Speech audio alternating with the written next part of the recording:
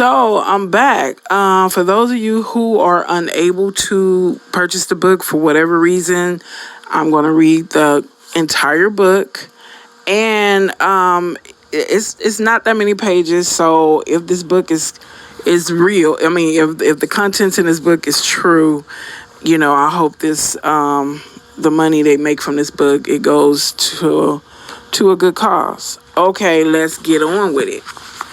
Wait a minute. It has some disclaimers. It says one of Kim's Porter final wishes was for this memoir diary to be made public. Out of protection for certain parties and their potential criminal activity, some celebrities, performers, and events have been represented with X's due to their highly explosive nature.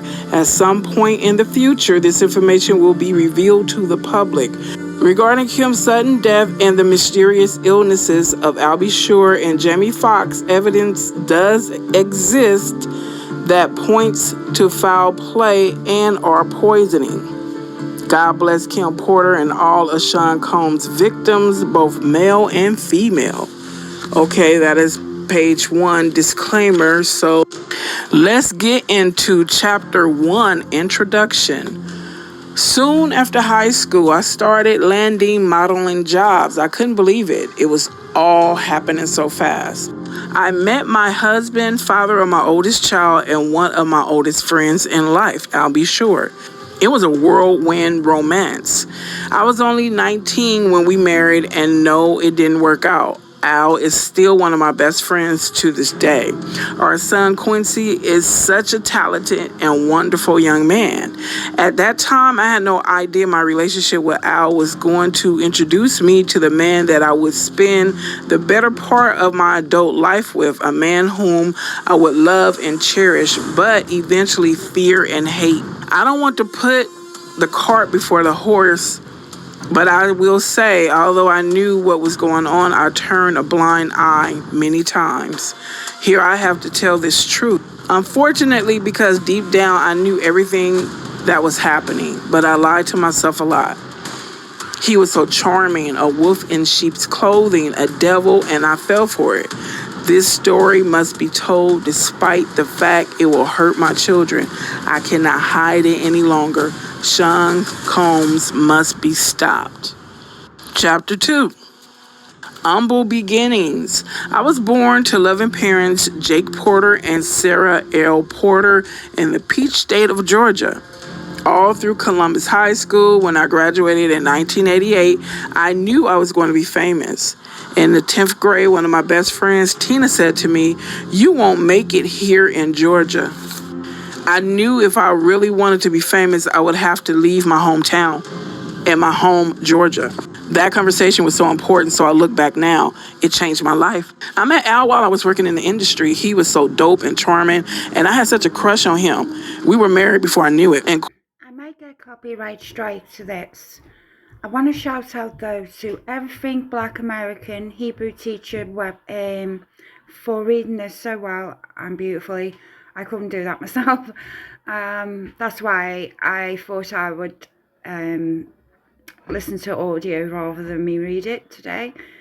Sorry it's been so long, peoples. I've had to speed it up a little bit, so don't get too many strikes. I might do anyways, and hope you enjoy. It's a pretty sad take. It's a pretty sad book, considering Kim had such an beautiful, rich life. The book itself tells her story in her own words. It's very poignant and powerful. Hope you find it interesting as I do. Quincy was on the way, but I was young, and it felt like it wasn't going to last. It was a little heated between us after we separated, but we got past that quickly. He is just a super dope guy and an amazing father. Though we separated, we were forever bonded through Quincy. Thank you, Al. I will always love you. When I met Sean, he was cool. I didn't think much of him at the time. He was just another guy at the label. Uptown was huge, and we were all living our best life. But Sean continued to lay on the charm, and before I knew it, we were dating. As a young single mom at one of the hottest companies in the world, life couldn't get any better. Then it did. My boyfriend was getting even bigger. Sean does seem like the type that can charm you, like, man, he is so cool, until he lets the demons out. Let's continue. He and Clive would hang out a lot, but I didn't think anything of it. I mean, that was his boss, and he was doing things bigger than most men dare to even dream. I did a video talking about Clive and the other men that mentored Diddy, and you guys should check it out. I think I'm going to put it in the description of this video. Then it happened. I mean, okay, I was a little bit of a freak. I really enjoyed myself with my partner. And toys are one thing, but I never imagined having a man I was dating asking me to use a toy on him. The first time he said he just wanted to experiment, try something new, I was grossed out, but he kept begging. He said it would only be this one time, and he was just curious. I was only 20 at the time. I said, what the hell? I hated it. He bled from it, and there was ish on it. I left him alone after that. Chapter 3, Second Chances. Sean kept reaching out, and I kept ignoring his calls. Eventually, in a few weeks, we ran into each other at an event. He came over and sat next to me. We were cordial. He flattered me, saying, "You look so amazing." I replied with a simple, "Thanks, Sean." I tried to get up and leave, but he pulled my arm. As I turned to him, he looked deep into my eyes and said, "Look, what happened between us was weird, but I really care about you. Can we?" He paused, and I tried to use this as an attempt to escape. I pulled my hand back and said, "Sorry, Sean, I have to go. Please, I think I'm falling in love with you. Can we talk?" My breath was taken away. Did he say he loved me? It was so fast. I wasn't aware of this as his manipulation tactic. Not yet. God, I was so young, so naive. He continued, "Let's have dinner." And I felt for it. 2 days later, we went out for drinks at a lounge in Lower Manhattan. The place was nice. Sean was really coming up and pulling out all the stops to impress me. He pulled the chair out for me to sit. Back then, he was always a gentleman. He smiled and said, "Look," as he sat across from me, "I hated it. I never want to do it again. Give me another chance." Over coffee the next morning, I decided to give him another chance. For the next year and a half, things seemed pretty normal. It was fun. Things were going great, and we were living the dream that I dreamt about throughout my youth. Sean and Clive were working on Bad Boy, and he had his first couple artists. He picked up Craig Mack, then some rapper from West Coast called Notorious B1, to help Chris develop. He was collaborating with the biggest names in hip-hop to make it happen. Things could not be more amazing. Then he asked me to do it again. It was insane. Sean said, "Baby, I can't stop thinking about it." "What the hell are you talking about?" I responded. Sean continued, I just can't stop thinking about that night. It was amazing. Can you screw me one more time, please?" I became infuriated. "Why don't you go to Clive? He is the one screwing you, isn't he?" Then Sean hit me. This was the first time he slapped me hard. Before I could form words, he began to beg, I'm sorry." Holding my cheek where he hit me, I turned and ran off. That should have been it, but I guess I'm a glutton for punishment. He sent flowers and a bunch of expensive gifts. Then we bumped into each other at another industry event. He sat down next to me. This was deja vu. Sean started, "Imagine running into you here." "Get the F away from me," I forced out. He became more serious as he said, "Look, baby, I'm sorry." But I just glared at him. "There is nothing you can ever say to me, nothing." After an awkward silence, he finished, "You know I love you. I love your son. He's my son. I don't know how to fix this, but I'll do anything. I'm sorry." Ish, he can be so sweet. Here we go with the love thing. This time it's not falling in. He was great with Quincy, and to be honest, despite everything, I missed him. As he stood to walk away, I remember hearing myself say, "Call me later." What the F is wrong with me? Chapter 4, Forgiveness. Sean arrived with flowers in hand. He wanted to see Quincy. He was so good with him. And Quincy ran over to hug him. I felt my heart melting. He asked Quincy, "How you doing, Tiger?" Quincy looked so innocent as he responded, "I'm good. I miss you." Sean's response sounded genuine. "I miss you too. We'll hang out tomorrow, okay?" "Okay." Sean gave him a little love tap on the butt. "It's bedtime," Quincy replied. "Okay, good night," as he turned to head towards his bedroom. Here was the man I fell in love with, but what was I thinking? Ish, not only does he want butt plugs, he slapped the ish out of me. So why am I still talking to him? They say that love is blind, but is it stupid too? As Quincy left, Sean looked at me and smiled. "Baby, let's go have some fun. The babysitter's on the way. I just want to show you a good time." I was so mad at myself for melting as I said, "Okay." We sat on the couch laughing and genuinely having a good time when the doorbell rang. The babysitter had arrived, and so we left. As we exited the house, a big man climbed out of the limo and opened the door for us. He wore a sharp suit with a gun noticeably tucked under his arm. I thought to myself, he could have made it invisible. Or did he want me to see it? Despite my reservation, Gene was a sweetheart. He was very courteous and polite. As he tipped his head and said, "Good evening, ma'am," Gene drew a smile out of me as I responded, "Hello." Gene and I would see each other a lot after this day. Chapter 5, Sean Kneels. The year passed, and thankfully we didn't have many bad arguments. Although Sean was strangely getting into voodoo, he would put curses on people, and I wasn't sure how to respond to that craziness. My problem as a single mother was I wanted to be married. He always had excuses and delays when it came to committing to marriage. His label was blowing up, Biggie dropped, and it was just about over. He also signed Mary J. Blige, and of course, when I found out he slept with her, we fought. He claimed it was a mistake, and my stupid ass took him back again. Sean asked me for a threesome with her. At first, I was mad, but Mary was beautiful. It was our first threesome, and I loved it. Mary was sexy. I would not be doing this a lot, but it was so hot. I was young, and exploring my sexuality was enticing. Over the years, we brought other women into our bedroom periodically, and we were happy. This is until one day I came home to a situation that went from awkward to a nightmare.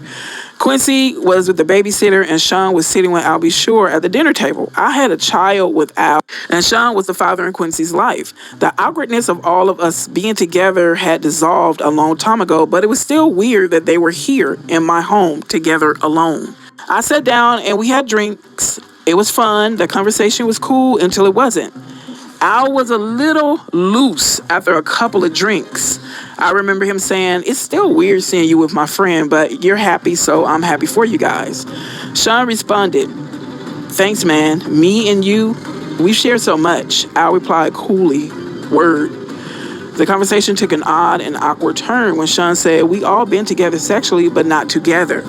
I was shocked for a moment. As quietness lingered in the room, I asked, "What do you mean by all together?"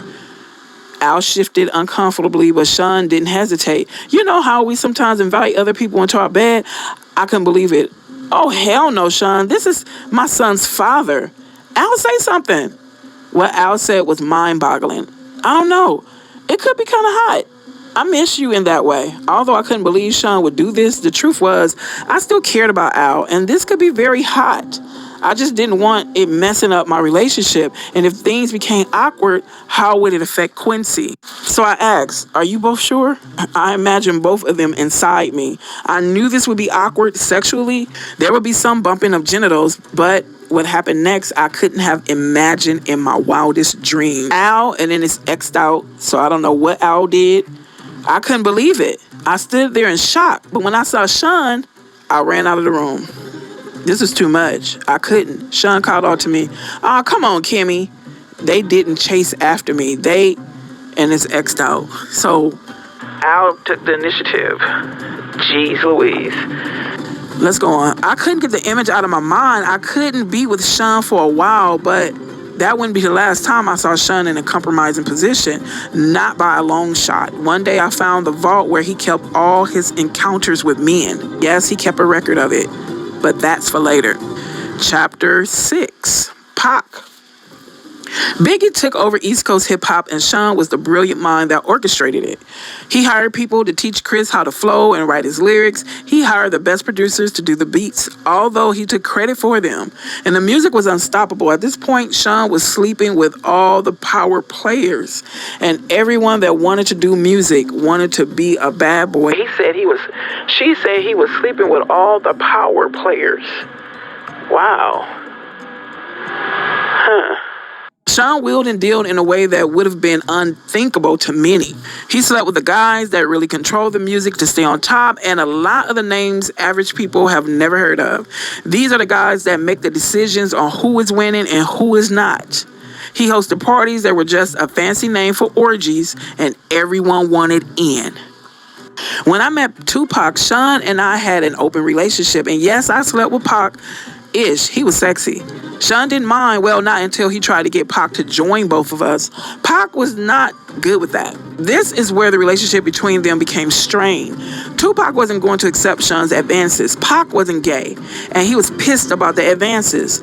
We were all in Sean's house. I was drinking, they were smoking, and everyone was just relaxing. Sean came in on what I am sure he would call a smooth approach. My baby is bad, isn't she? Pac threw me a sly smile. Hell yeah. I felt myself blush. Sean was now in full swing. You think you hit it better than me? I couldn't believe he disrespected me that way. I was not playing with my response. Sean, what the F? Pac came to my defense. Damn, bro, you ain't got to do the sister that way.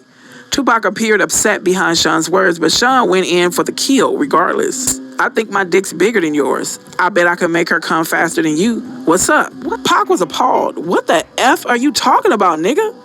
I ain't trying to run no effing train, Sean continued. What you scared of? Let's see who F's better.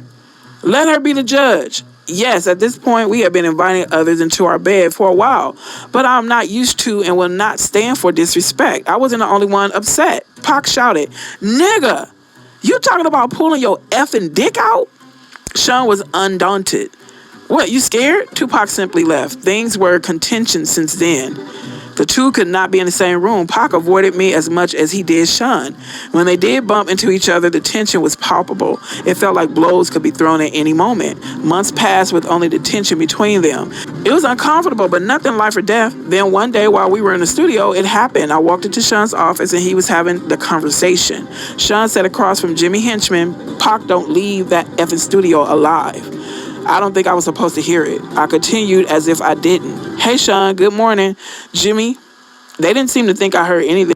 I'm ordering breakfast. Smiling, Sean replied, first, let me get eggs sunny side up with grits and orange juice. I could see he was hung over. Good. I don't want him knowing I know anything. If he just put a hit on Pac, knowing something could be dangerous.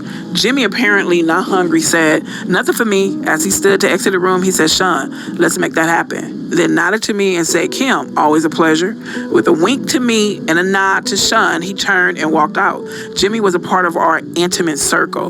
I went on as if nothing was happening. I'll make the call now. I smiled as I left, hoping I wasn't white as a sheet.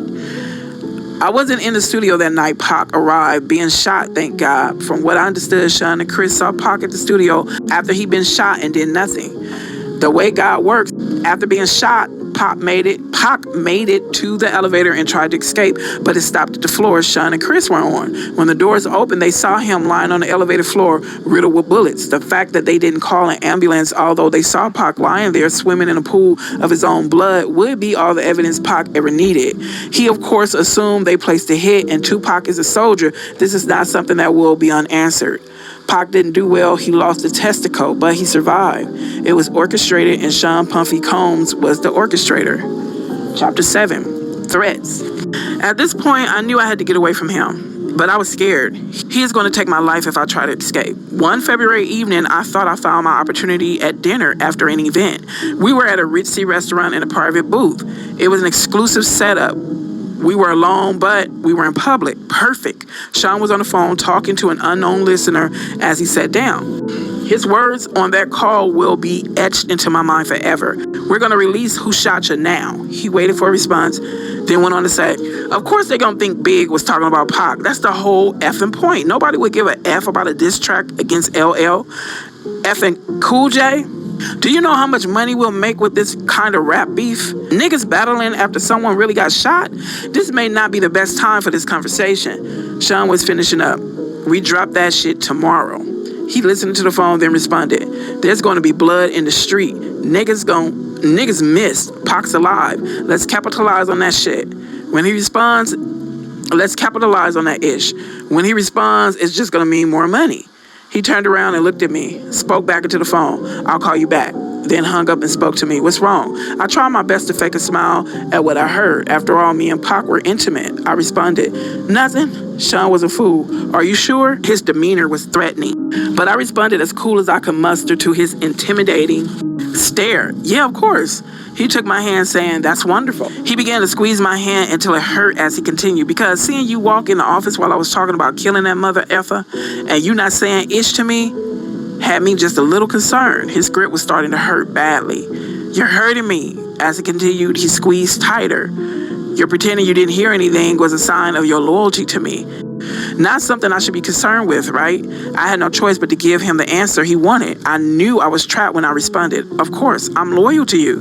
He let me go as he responded. Good. And remember, I'm the big dick.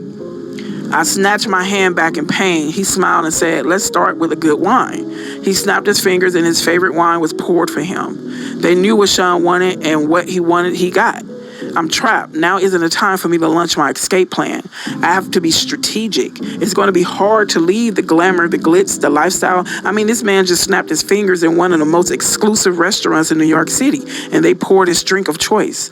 The bottle of wine is $800, and this is in 1994. The list to get in this place is 6 months long if you are somebody. Mayor Giuliani has a table here tonight. Also, if I got up and walked out, I would be safe. But what about tomorrow? I had to think. He sipped his wine and smiled. You're not drinking? He pointed at my glass. And of course, a waiter filled it. They knew what I liked as well. Sean has a bad temper. He yells sometimes, and okay, he's roughed me up once or twice, but he never punched me. He never bruised me. And he never hit Quincy. I would not have stood for that. He never laid a hand on my son. At that time, I never thought of him touching Quincy in any way. Then the significance of what he said hit me. Is he mad at Tupac over me? I'm the big dick? Oh my God. The last time he put his hands on me, it was because I enjoyed Jamie Foxx too much. He enjoyed Jamie too. He gets so insanely jealous. It's not fair. He wants to bring other men into the bedroom, but gets jealous when he does. Damn, you're quiet tonight, he said, snapping me back into the presence. I asked a question that was burning in my mind since I walked into that office. What does Chris think of this? He looked at me coolly and said, his fat ass better just keep doing music. A third guest was escorted over by security. Sean motioned for him to sit. A waiter walked over to Sean Carter and asked, what, would you like something? Carter responded, no thank you, then said hello to me with a smile. Smiling, I replied, hey Carter, and took a sip of my drink. The Seans may share a bed together from time to time, but thankfully I was never asked to join. Carter went on to speak to Sean. I thought we were meeting in private. Sean replied with a nonchalant shrug. I had to discuss something with her. It's fine. Go ahead. He wielded this kind of power. Carter shifted uncomfortably in his chair before continuing. It's true. Chris and Pac were about to start their own label. Sean slammed his fist against the table, shouting, doesn't anyone have any effing loyalty? Carter, well, that's not happening now, right? Sean peered at Carter with distrust. Why the F are you so eager to share this with me? Chris is your man. F, he brought you on. You're stabbing him in the back? Carter responded with indignity. First, I'm tired of being that nigga's son. I need to come out from under his damn shadow. Sean smiled slightly. Okay, I respect that. Carter kept going. On top of that, this nigga's making that move, and it should have been with me. Sean looked at Carter blankly. Pac put Chris on. You know this. What's this really all about, Carter? Don't effing try to play me. The Jay-Z of today wasn't born yet. This young Sean Carter was in over his head. Corner, he had to spill it out. I want his spot. Ambition. Now, this is a man I can work with. Sean made a grandiose gesture towards Carter. Waiter, get this MFer whatever he wants. Carter smiled. Thank you. Sean responded, honesty and ambition. We're going to make a lot of bread together. Carter ordered a drink as he stated again. Guess he won't be leaving with that nigga to do their own label now. Sean responded with his normal air of arrogance. Why don't you let me worry about that? I took this as my cue to escape. I told Sean, I'm going to go ahead and get back to Quincy. Sean was wrapped up in his conversation with Carter and barely noticed as he excused me. Had a limo drop you off. I didn't eat. I didn't care. We didn't eat. He didn't care. I smiled and kissed him on the cheek and left. Chapter 8, Kadada. Actress, model, and fashion designer Kadada Jones was Tupac Shakur's fiance and is the daughter of record producer Quincy Jones and actress Peggy Lipton. Being around other celebrities was just part of life. Meeting Kadada was just one of those events, and And as time went on, we became close. We hung out together, went shopping, and so on. It was just about the same time I met Kimora. Those were the days, or so I thought. We always had girl talk, and the fact she was dating someone I had previously been with wasn't a source of contention. We didn't get jealous of each other. It was just girl talk stuff. No, I did not become intimate with Kadada. Kimora was too jealous for that. Yes, Kadada knew about Kimora, Sean, and I all being together sexually. Of course she did. We shared that kind of thing. We were open and honest with each other about almost everything. A true friendship, except I couldn't be open and honest about everything. Not anymore. Sean made sure of that. Kadada and Pac were the greatest couple. He was always so cool and yes, sexy. She was so beautiful and fun. Before all the tension and beef, we used to all hang out together. It was always dope vibes. But with Pac's shooting and the suspicions surrounding Sean and Jimmy, the vibes between Kadada and I weren't always perfect. Then came that night. Award shows weren't anything new for us. At this point, we dolled up as men, groomed. We didn't choose what we wore. A stylist prepared our color palettes. A makeup artist did our makeup, and a hairstylist did our hair. This was just the way of things. We shared the best stylists in the business. Sometimes we would all go to the studio for an event to get our measurements taken, but this time Kadada seemed different. I felt like something was wrong, but when I probed her, she wouldn't say anything. Then the day of the event was here. We would all see each other inside. Even though Sean was my man as far as props, I had nothing on Kadada. Being Quincy Jones' daughter had perks. Superstardom was among them. Pac wasn't there. When she saw us, she came over to our table. We sat around kicking it in a very dope vibe. Sean knew he was going to clean up this award show. He had all but taken over the East Coast musically. With all the hits, there really was no way he wouldn't. Bad Boy is Hall of Fame stuff now, and Sean P. Diddy Combs knew it. Sean smiled at Kadada as she sat at our table, but something about that smile didn't seem authentic. Soon I would know why. He's sick when he has a grudge against someone. As he sat, Sean said, Bad Boy is going to clean the F up. From his table with Faith, Chris replied, hell yeah. And that new ish we busting out, gonna have these niggas sick. Kadada singled for the waiter to pour her a glass of ginger ale that sat over her table. As the waiter refreshed her drink, she said, Pac's music gonna get some love too. Sean grimaced. Oh, come on, Sean. I know y'all got your differences, but you have to admit, the man makes great music. Sean looked at me out of the corner of his eyes, then took another sip of his favorite cognac and replied, Bad Boy got the hottest music on the effing planet. But I ain't tripping. Everybody got to get their shine, right? Kadada signed. Sean, Tupac thinks you were involved with him getting shot. You two were so close. You need to make this right. Sean responded indignantly. What the F would that nigga think I had anything to do with it? Kadada retorted. Sean, can you blame him? Sean was obviously not happy with that question by his reply. Hell yeah, I blame him. We had a good thing going. All of us. That nigga turned on me. And he has the effing balls to blame me for his shooting? The indignity he managed to spew out while lying through his teeth was something I did not expect. I was thrown back for a moment before interjecting. Duh. Do we have to do this tonight? It's Sean's big night. Kimora heard the ruckus and made her way over to our table as well. She sat down and said, hey, everybody, with that big dimple smile. I smiled and replied, hey. Kadada also seemed happy to see her as she said, hey, what's up? Hey, what up, Kimmy? Kimora, never the type to hold her tongue, went straight to it. The whole place is buzzing with the fact you're sitting here accusing Sean of having Pac shot. Y'all kinda loud. She laughed. Kadada seemed embarrassed as she looked around to see everybody staring and whispering. But she wasn't about to back off. In fact, she doubled down. Anybody here not talking about it ain't real anyway. Honey, we don't have to do this here. Kadada made clear she was not to be silenced as she continued. Oh, let's not hurt the feelings of Sean Puffy Combs. He only had one of the most prolific rappers in the game shot. Sean clenched his hands into fists. If this was anyone else, this would have turned ugly. But this was Quincy Jones's daughter. Sean was the monster in the streets, well feared by men that knew, but he did not want any of the smoke Quincy Jones could bring. Kadada could continue with impunity. Sean could not touch her. Christopher and Mary, both wanting to defend the super producer that made them famous, both started to stand and make their way over to the table. But Sean signaled them off with a firm motion of his hand. They remained in their seats watching helplessly. Kadada seemed to be on full rampage. You're not safe in the streets, Sean. You think you're untouchable? Kimora seemed almost red in the face when she grabbed Kadada by the hand, saying, I gotta go to the restroom. Kadada, not willing to stop, snatched her hand away, yelling, let go of me. Kimora needed her to get a grip and said sternly, speaking to a child mid-tantrum, "Die." Kidada turned to her and yelled, "What?" Kimora nodded toward the crowded room, and Kidada looked around. Here she deflated slightly. Kimora, now in control, spoke firm but softly, "Let's go powder our nose." Kidada nodded with a grimace and gave a sharp look back at Sean as she walked away. As the tension slowly melted away, I asked Sean, "You okay?" Sean didn't reply at first. He looked around, saw that no one was really paying attention now that the ruckus had died down, and stood to get the picture of ginger ale from Kidada's table. He poured himself a drink from it, looked around again, saw no one was paying attention, and put the pitcher under the table. What was he doing? Then I heard the distinct sound of liquid being poured into the liquid. Oh my God, is he peeing in the pitcher? He smiled at me as he brought the pitcher back from under the table and finally replied to me, "I'm good." He then stood and returned the pitcher to the table. I was in awe. I knew he had a bad temper, but this was disgusting. I'll never eat or drink something after we have an argument again.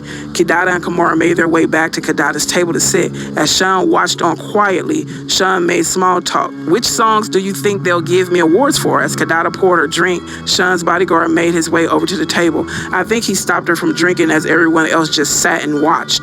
Jean risked incurring Sean's wrath, if I'm right. Relieved, I replied, "Babe, your catalog is crazy. It could be a lot of songs." Sean glared at Kidada's table the entire night. Going back to Cali, we had a wild night. It was after one of Sean's infamous parties. Everyone was there, and we not only had threesomes, but we also swapped partners. Our sex life was crazy, but I got to do things with Sean I would never have been able to do with a straight man. Oh, she said a straight man. Let's continue. Sean cared about me, but it was becoming more and more obvious that he preferred men. I was beginning to think I was there more to cover his wild desires than because he really wanted to be with me. He was like Caesar, every woman's man and every man's woman. But truthfully, at that stage, I was becoming okay with it. I woke up and left the bedroom where I was with Jada Pinkett, and Sean happened to be coming out of the bedroom. Wait a minute. I woke up and left the bedroom where I was with Jada Pinkett, and Sean happened to be coming out of the bedroom with it's XX'd out and Will Smith. Yes, XXX attended the parties from time to time. I could see him and Will kind of snuggled up on the bed together. I was grateful I wasn't asked to join in that room. I didn't really like, and the name is X'd out. Sean smiled when he saw me. "Good morning." Here at the orgies, he wasn't very affectionate. He didn't have to pretend, but he couldn't walk straight. I knew how his ass felt literally. We had sessions playing with each other's anal cavities. I wanted to be home before Quincy woke up, so I told him I'm going to get ready. He responded, "Let's have a cup of coffee first." This meant he wanted to talk. I didn't know what it was about, but in situations like this, I didn't really have a choice. He was becoming more violent when he didn't get what he wanted, and I didn't really want to fight. So I sat down, but before we started talking, XXX came out of the room. Sean was wearing boxers. X was in his birthday suit. X addressed me, "Morning." When he turned around in order to close the door, there was a dried cum stain on his back. X walked over, pulled a chair out to sit down next to us, and lit up a blunt. "Who is this X dude?" Sean stretched, smiled, and said, "This East Coast, West Coast beef is more lucrative than I thought, but it's getting dangerous." X responded, surprised. "Business first thing in the morning? Damn, cuz, you own it. But you know you don't got nothing to worry about. You got a pass, daddy." X smiled coyly. Sean apparently had something to talk about with X as well, because he said, "I can't protect everybody, especially if someone is no longer going to be on my label." It was apparent X wasn't taken aback by this turn of events by his reply. "Sean, are you saying what I think you're saying?" Sean continued, "It's taxing on my resources to protect people. Someone that isn't 100% on my team can't be 100% of my protection. What the hell is going on here? What does Sean want from me? This morning is turning out to be way more than I expected, and I have to go. Quincy will be looking for me." Meanwhile, X apparently wanted clarity. So to be clear, if something happened, X made quotation marks with his fingers, to one of your artists that was leaving your label anyway, it would be considered he makes another set of quotation marks out of your control. Is that what you're saying? Wait a minute. Can they be talking about Biggie? Is Sean saying he won't protect Biggie? At this point, I was too young, too naive, too hungover to understand that this was not a lack of protection. This was a hit. Where did this come from this morning? But an older, wiser me understands now what I did not comprehend all these years ago. Sean was just getting to the real reason that he had X there. The world was about to lose Biggie. X laughed. You a cold mother effer. Sean said, why the F should I protect someone that isn't going to stick around? I made him. That nigga should be worshiping the ground I effing walk on. I was thinking Sean's ego is rearing its ugly head, and I wanted to get out of there, but instincts told me I need to tread carefully. So my next move had to be calculated. I don't really want any part of this, not even implicitly, but I was just dragged right into the middle of it. If what was happening here ever comes out, will I be held as an accomplice? But even as those thoughts crossed my mind, I couldn't just pretend this was okay. So I said, but Sean, he hasn't left yet. They're just rumors. Are you going to let him die because of some rumors? Sean glared at me, the anger in his voice obviously stemming from hurt as he said, I know when I'm being betrayed. I'm not killing anyone, but I'm not protecting somebody that doesn't have my back 150%. F that. This was railing out of control. My mind began to race. Is there to cover his wild desires than because he really wanted to be with me?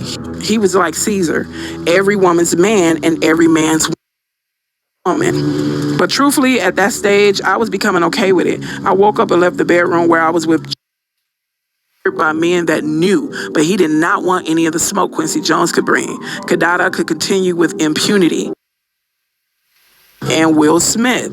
Yes, XXX attended the parties from time to time. I could see him and Will kind of snuck Finn, the super producer that made them famous. Both started to stand and make their way over to the table, but Sean signaled them off with a firm motion of his hand. They remained in their seats watching helplessly.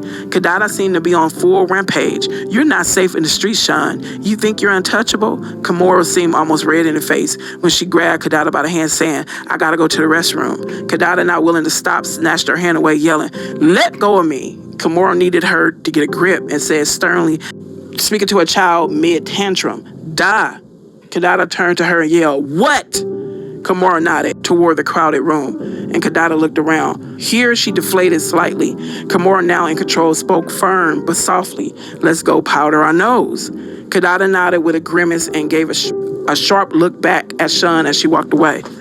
As the tension slowly melted away, I asked Sean, you okay? Sean didn't reply at first. He looked around, saw that no one was really paying attention now that the ruckus had died down, and stood to get the picture of ginger ale from Kadada's table. He poured himself a drink from it, looked around again, saw no one was paying attention, and put the pitcher under the table.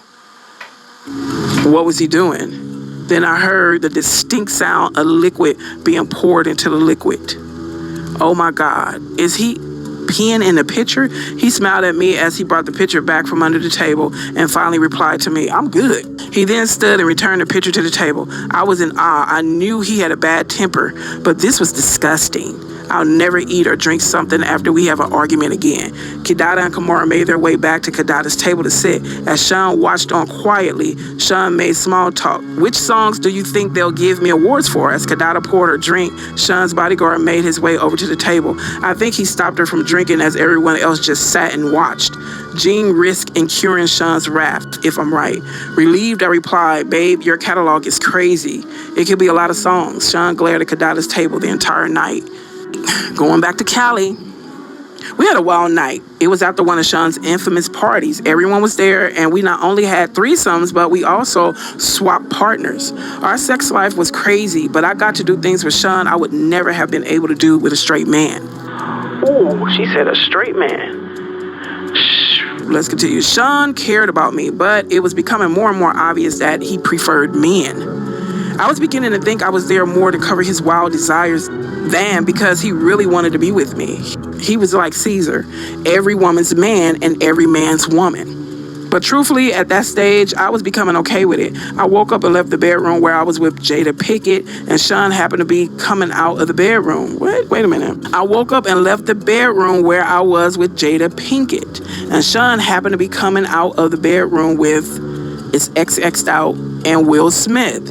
Yes, XXX attended the parties from time to time. I could see him and Will kind of snuggled up on the bed together. I was grateful I wasn't asked to join in that room. I didn't really like, and the name is X'd out. Sean smiled when he saw me. Good morning. Here at the orgies, he wasn't very affectionate. He didn't have to pretend, but he couldn't walk straight. I knew how his ass felt literally. We had sessions playing with each other's anal cavities. I wanted to be home before Quincy woke up, so I told him I'm going to get ready. He responded, let's have a cup of coffee first. This meant he wanted to talk. I didn't know what it was about, but in situations like this, I didn't really have a choice. He was becoming more violent when he didn't get what he wanted, and I didn't really want to fight. So I sat down, but before we started talking, XXX came out of the room. Sean was wearing boxers. X was in his birthday suit. X addressed me, morning. When he turned around in order to close the door, there was a dried cum stain on his back. X walked over, pulled a chair out to sit down next to us, and lit up a blunt. Who is this X dude? Sean stretched, smiled, and said, this East Coast, West Coast beef is more lucrative than I thought, but it's getting dangerous. X responded, surprised. Business first thing in the morning? Damn, cuz, you own it. But you know you don't got nothing to worry about. You got a pass, daddy. X smiled coyly. Sean apparently has something to talk about with X as well, because he said, I can't protect everybody, especially if someone is no longer going to be on my label. It was apparent X wasn't taken aback by this turn of events by his reply. Sean, are you saying what I think you're saying? Sean continued, it's taxing on my resources to protect people. Someone that isn't 100% on my team can't be 100% of my protection. What the hell is going on here? What does Sean want from me? This morning is turning out to be way more than I expected, and I have to go. Quincy will be looking for me. Meanwhile, X apparently wanted clarity.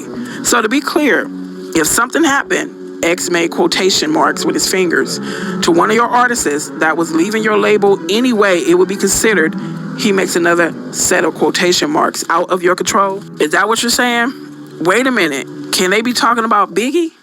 Is Sean saying he won't protect Biggie? At this point, I was too young, too naive, too hungover to understand that this was not a lack of protection.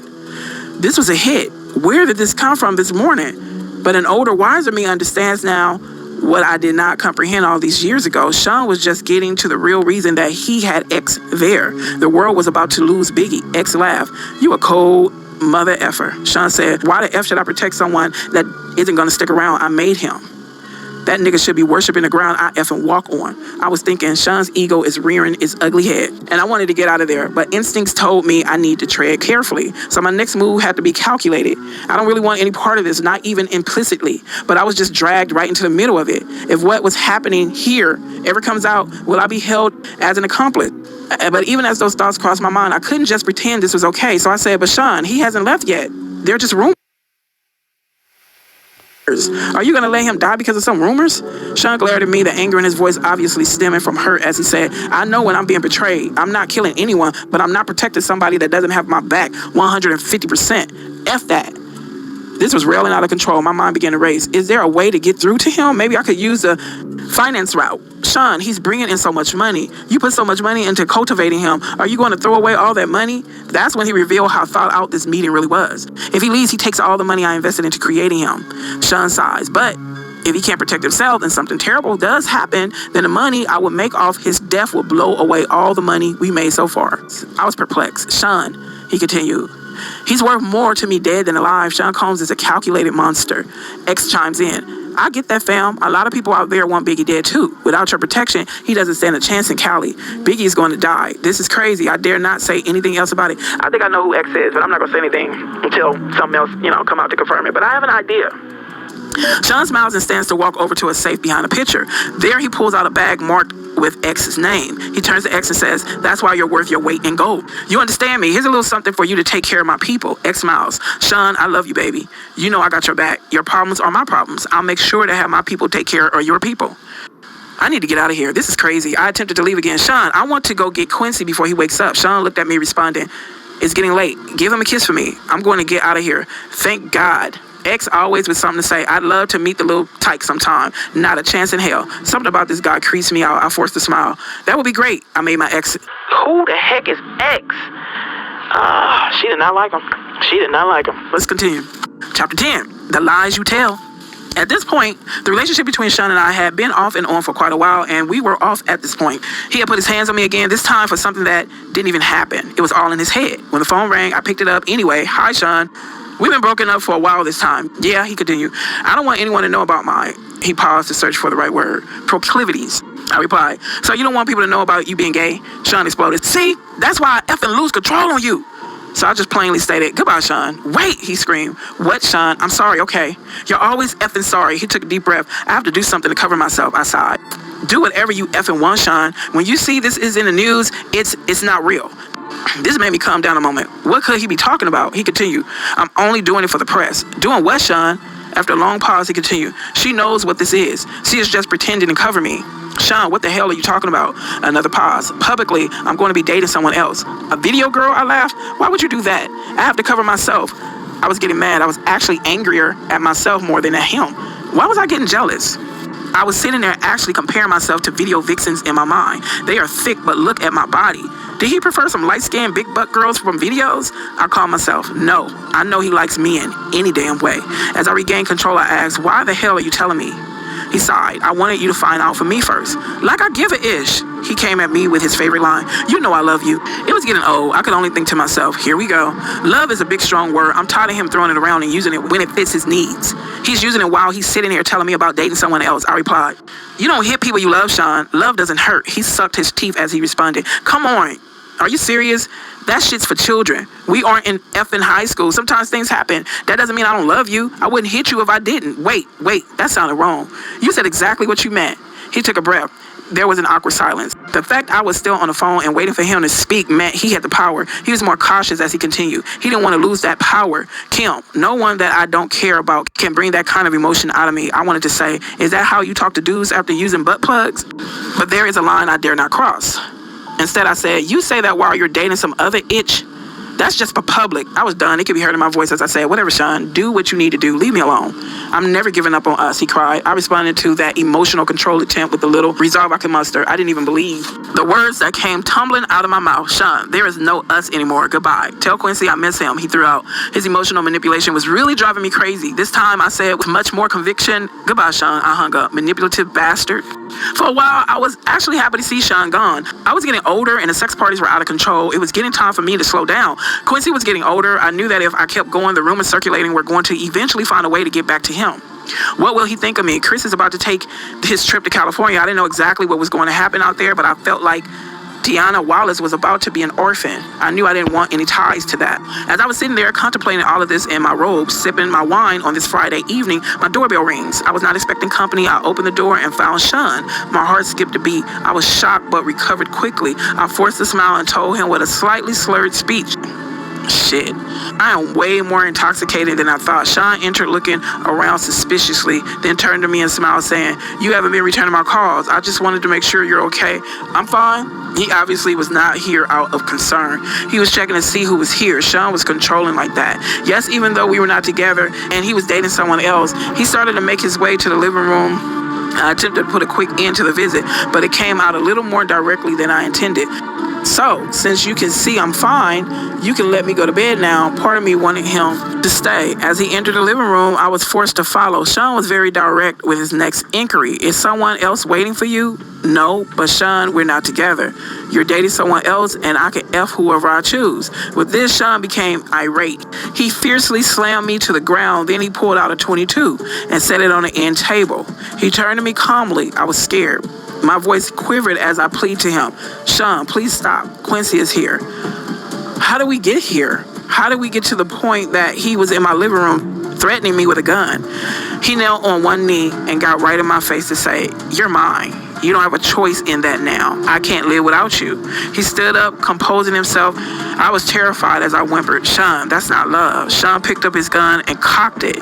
He looked at me almost thoughtfully and asked, have you ever heard, if I can't have you, no one can?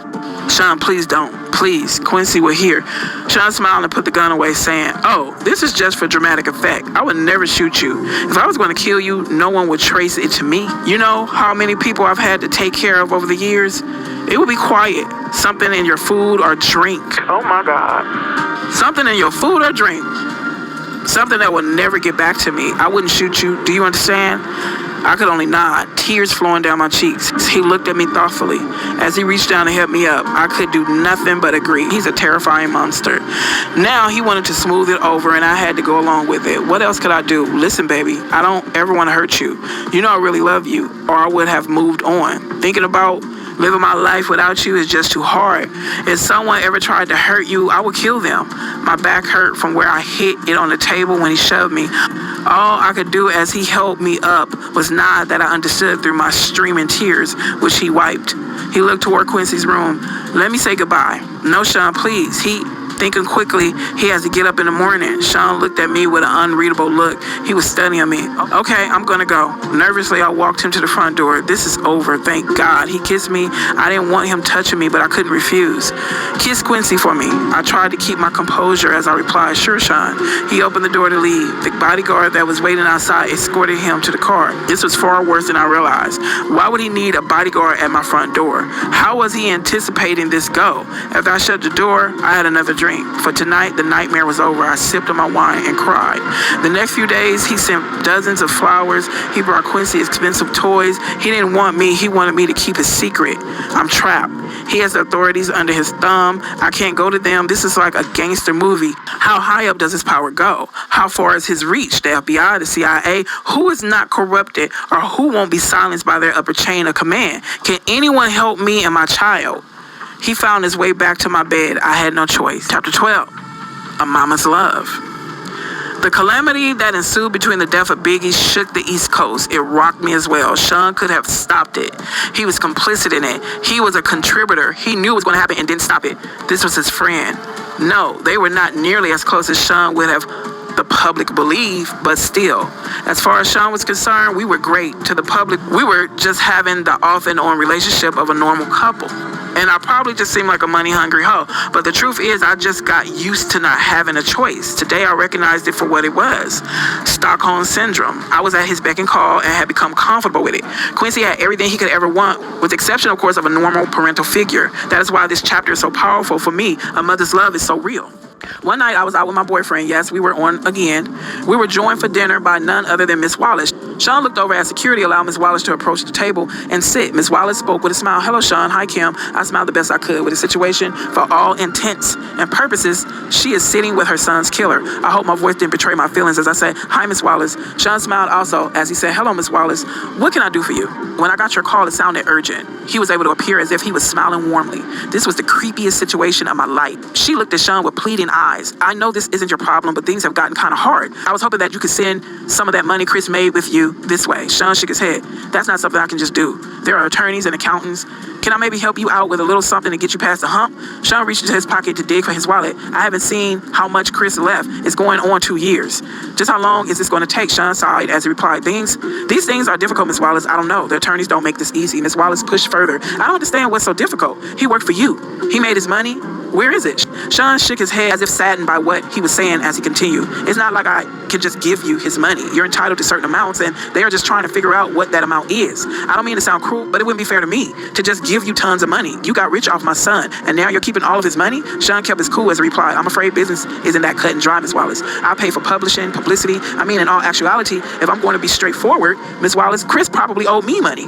I won't know until it's all worked out. The anger in Miss Wallace's voice barely overshadowed the pain, or perhaps it magnified it as she uttered the only words she could muster. You bastard. Sean didn't flinch. He just said, look at the contract. I'm honestly trying to get him as much as possible out of it.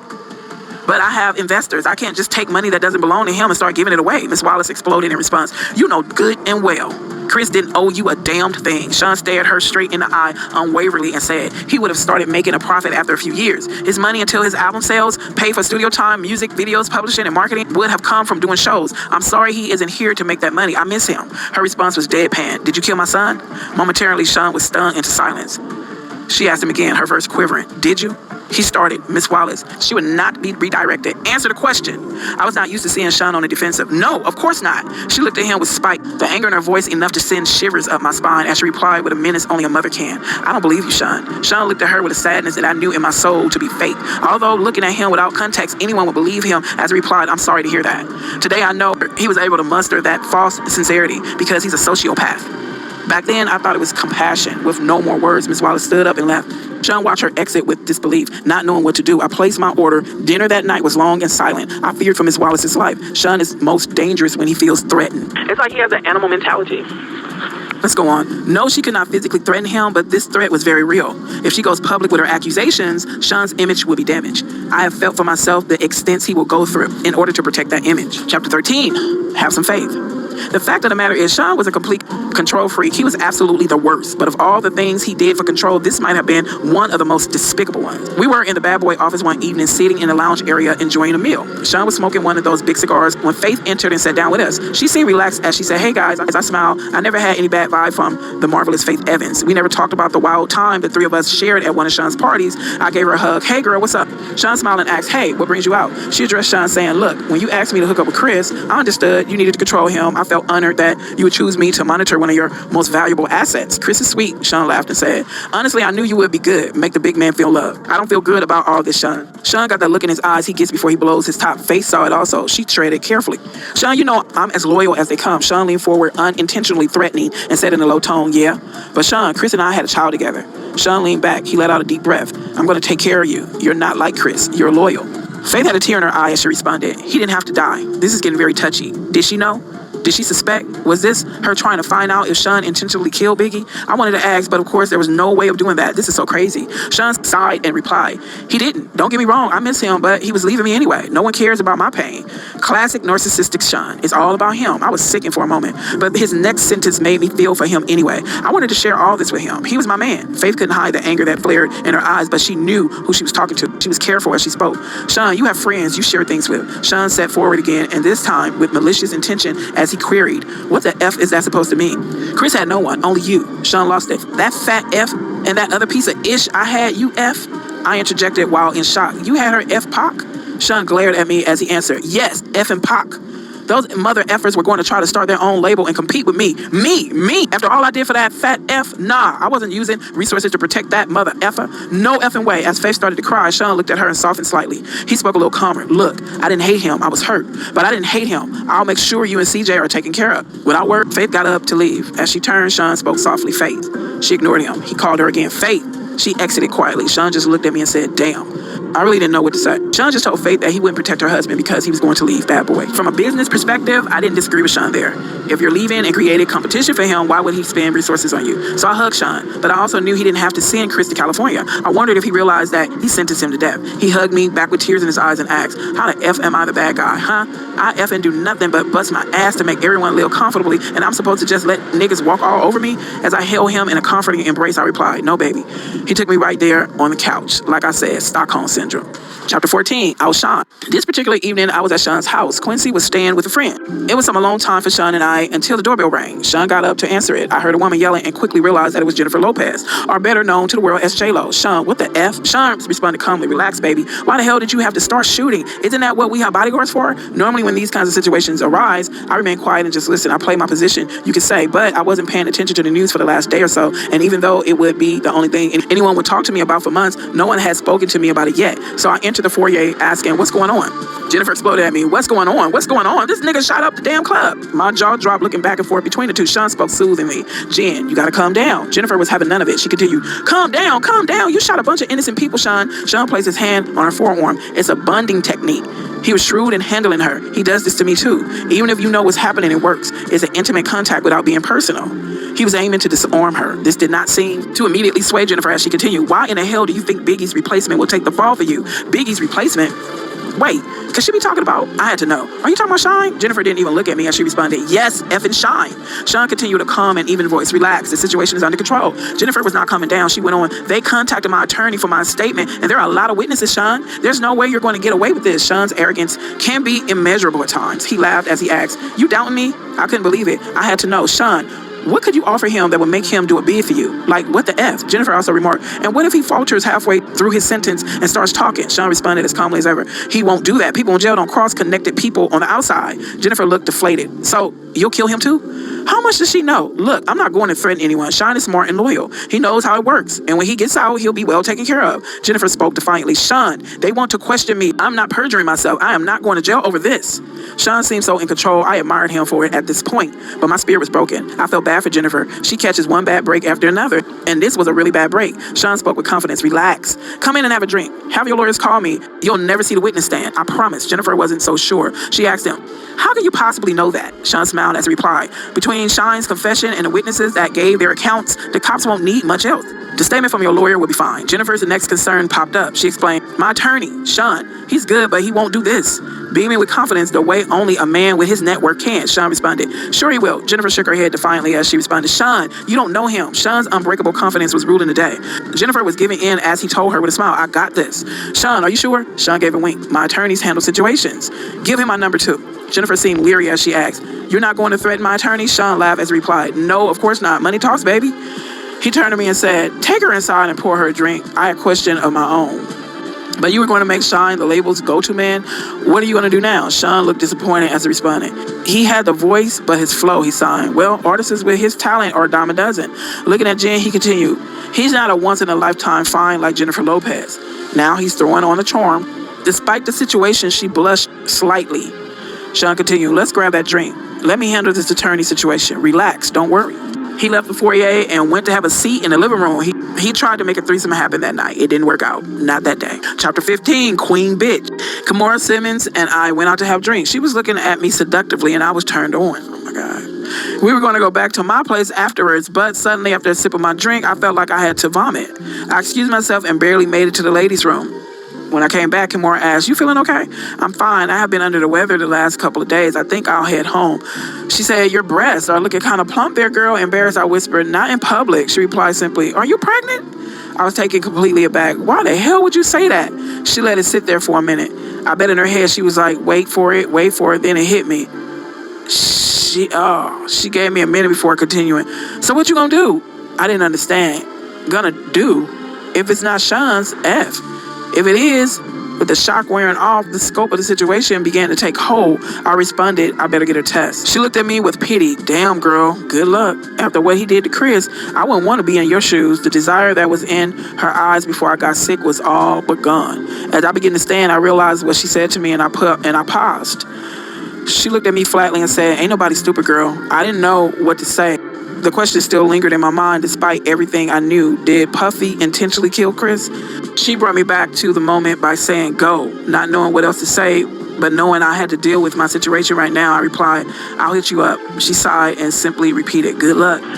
So, everybody knew that Diddy had something to do with taking Notorious out. Okay. You see the games, this world? Okay, let's go on. Chapter 16, Christian. The next day I was sitting on my couch deep in thought when my doorbell rang. I went to let Sean in. This is going to be scary. We made our way back to the living room and we sat down. Quincy was asleep. Sean seemed legitimately concerned. What's so urgent? I didn't know what else to do. I just blurted it out. I'm pregnant. The air in the room was so thick as J-Lo. He was quiet. What is he thinking? He asked the obvious question. Are you sure? I spoke rapidly. I was on a pill. I'll get rid of it. I'm sorry. I just wanted you to know. That's wonderful. This is great. I was so confused. Huh? You're not mad? He laughed. Mad? No. Why would I be mad at this wonderful news? I'm going to be a dad with the woman I love bearing my child. What could possibly be better? He jumped right on the phone and called one of his besties. I could hear Will Smith congratulating him. Sean said, yeah, definitely. Hold on, Kim, baby. But I was still in awe of the fact that he didn't get angry. And yes, I will admit, I was sure he was going to hit me. So it was with relief when I replied, yes. He told me excitedly, we got to have a party. His excitement was contagious. I was getting really excited too. Yes, a gender reveal. And he cut me off. Yes, of course, we're doing all of that, but everyone is going to want to sleep with you right before you give birth. My heart sank in my chest. Everybody is going to want to what? Sean went on with that same excitement. Well, not everybody, you know. Will, Jada, X. Sean, I'm having your baby. He verbally waved me off. It'll be fine. I couldn't help myself. I just started crying. Sean grew quiet on the phone, then spoke low. I'll call you back. He hung up and took me by my hand. Baby, I'll never ask anything from you. I tried to see him through the tears streaming down my face. I couldn't believe the words coming out of his mouth. I tried to speak. Sean, he cut me off. I provide everything anyone could ever want. Do you want for anything? Sobbing, I replied, no, but he continued. This is the kind of thing I have to do in order to continue giving you this comfortable lifestyle where you live on a lap of luxury and get to be on TV shows and in movies. I know you don't want this, but Do you want all of this to go away? A whimper is all I can manage. No, he continued softly. Then we got to do this. I said, but Sean, I don't believe in all this spiritual crazy-ish. We got here because you're brilliant, not because of sex parties. He replied, do you trust me? I did. My soul was so broken. I did. I responded, yes. He sighed as he said, then let's do what we need to do to keep what we have. As I nodded yes, he pulled me in to hug me. Thank you, baby. We are going to have a beautiful baby. He ordered me some food that night. I cried myself to sleep. I was going to be gangbang at 9 months pregnant. I want my child out of this life. My child's going to have a good biblical name, a heavy Christian name. They are not going to take his soul. Chapter 17, Broken Promises. I don't know how this managed to stay out of the media for so long, but Sean got to the point where he was incredibly abusive and only his inner circle knew about it. The artists were all too afraid of him to say anything. He had gained so much power, no one would say anything. Puff Daddy was a kingpin.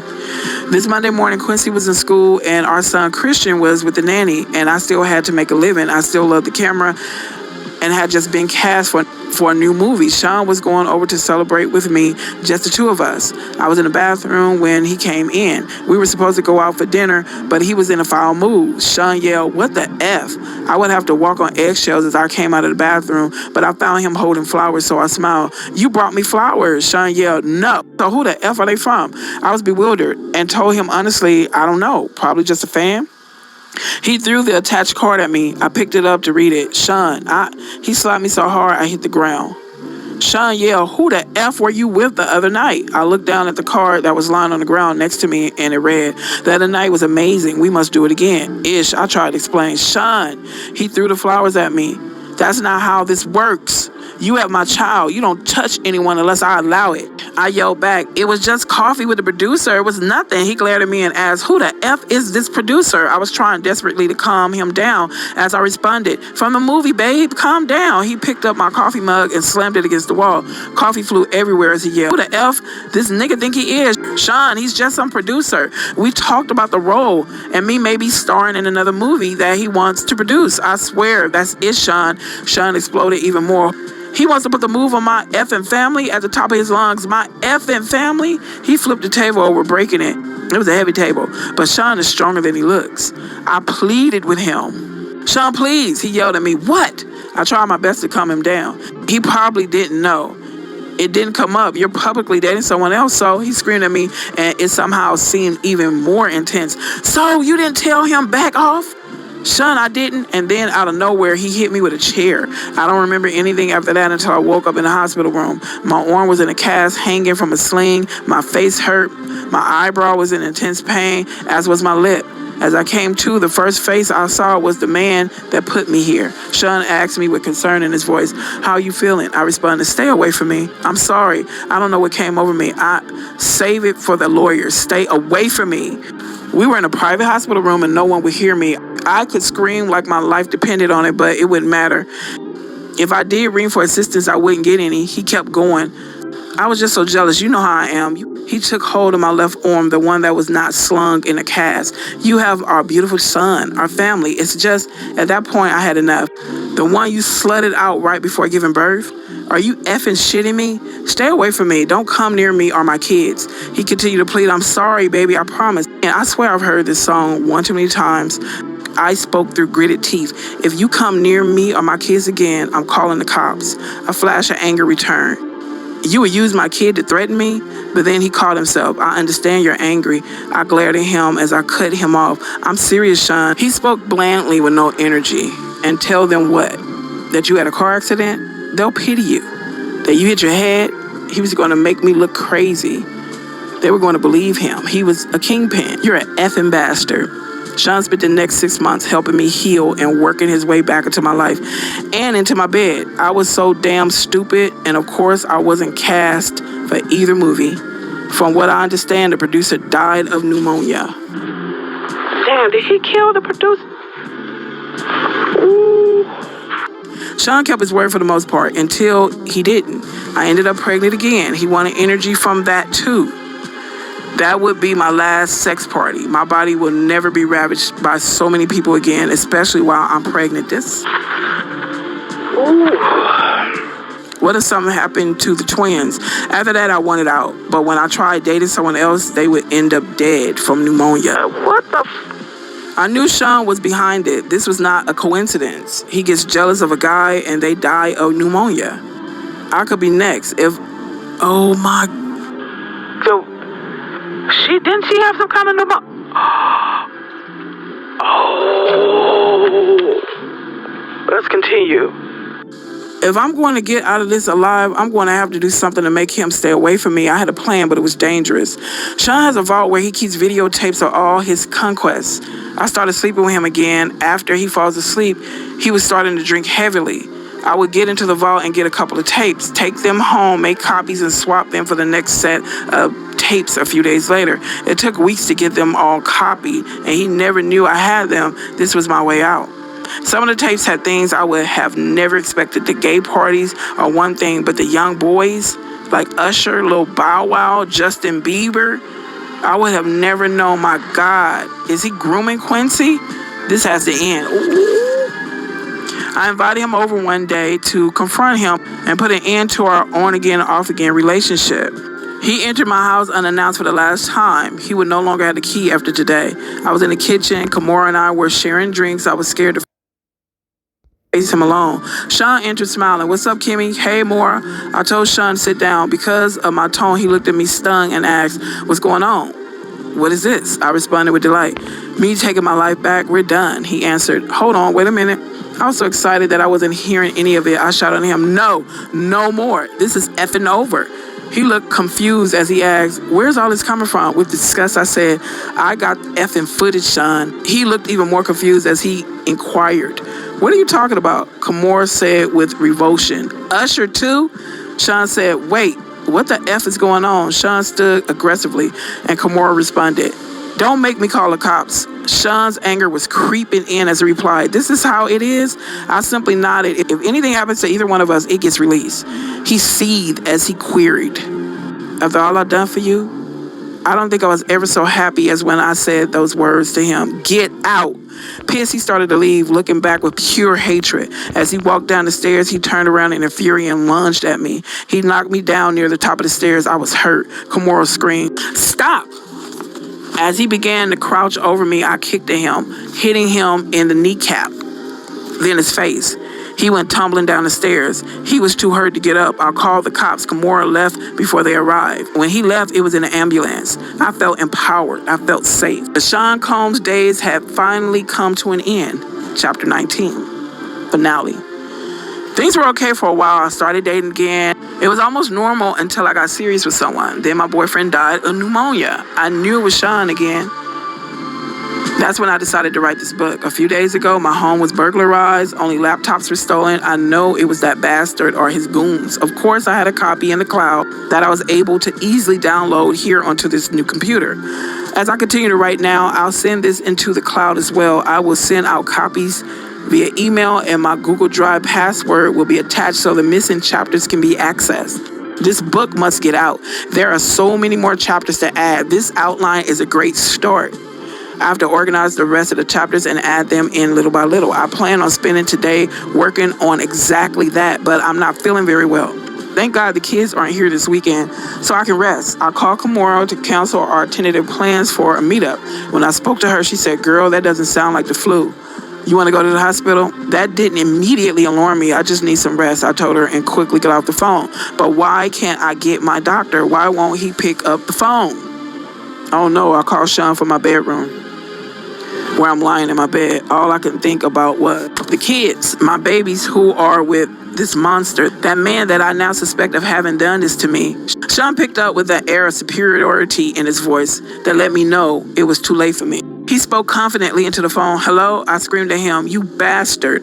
I have your effing children. What are you talking about? The kids are with me, he replied with a mocking innocence. There's literally nothing I could do. I could only ask, did you ever love me? Instead of answering the question, he responded, the most important thing to me in the world is loyalty. I couldn't believe it. I had to ask, even though I understood. What the F does that mean? With the same feigned innocence, he mocked Kim. Is something wrong? He's going to continue this game to the bitter end. I asked one last time, how could you? Again, with the narcissism I had now come to despise, he responded, how could I? Do what? I gave you everything. You went to someone else. You left me just like everybody else did. You asked, how could I? How could I what? I yelled, look what you did to everyone around you. There was only anger in his response. So you're saying everyone leaves because how I am and you were going to expose me? He had me burglarized. I knew it. I shouldn't have threatened him. I should have just published a book. I'm going to die like Heavy D, like Biggie, like Pac, like so many others, and it's because he is a monster, plain and simple. Before hanging up, I simply say, that's not the only copy, you F. Then I shoot out a group text. I let everyone know he got me. Then I call 911. As I sit here waiting for the ambulance, I am writing this chapter and praying that I make it to the hospital. I don't feel like writing anymore. I may not be around to see it in print. It's okay. I'm sending it out. He won't get away with this. I will have to say my final words. Sean Combs will get exposed even if I lose my life doing it. My kids have always been my most cherished possessions. I want the world to know that, but more importantly, I want them to know. And that is the end. And this book basically... It's the most saddest, chilling thing I've ever had. Poor Kim. I really feel for her family. Rest in peace, Kim, and I wish all her family the best, her children. Fresh start for them, move elsewhere, keep away from anybody involved with your past, you know. Anyway, this has been Morbid Sunshine. Subscribe and like the channel. Cheers.